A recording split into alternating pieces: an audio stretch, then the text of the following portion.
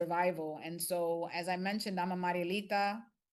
I came to the US as a 3 year old, and my Mm. father was a political prisoner in Cuba in the early 1960s. So he was a Cuban youth when he ran a bus into the American embassy with his friends. I Wait, what? Yeah, he ran a bus. Him and his friends ran a bus to the American embassy Oh, in like 1965.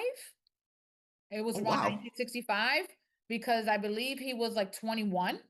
He was 21 at the time, and so and he was born in 44. So I think he was 21 years old, Hmm. and Fidel had been in power 5 years, and my father was born in 44, so he had lived under the Republican era democracy. Although Batista had a dictatorship for years right before Fidel took power, my father largely enjoyed living in the Republican period. He enjoyed the freedoms that he had, even though he only had like, I think like a fourth grade education in Cuba.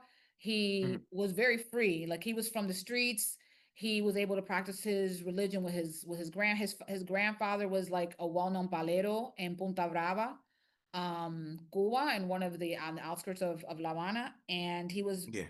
he did very well for himself. He was like a businessman palero. And so my father was inspired by his entrepreneurship, by his spiritual connections, religious connections, and wanted to eventually have his own, um, clientele as far as working with the community and in neighborhoods, and have his own botanica. Like that was one of his dreams. And so Yeah. he was completely against the revolution, against the dictatorship, against not having freedoms, against having to be indoctrinated in schools and have to perform military service, and had to become a revolutionary. He was completely opposed to that. Again, he was 15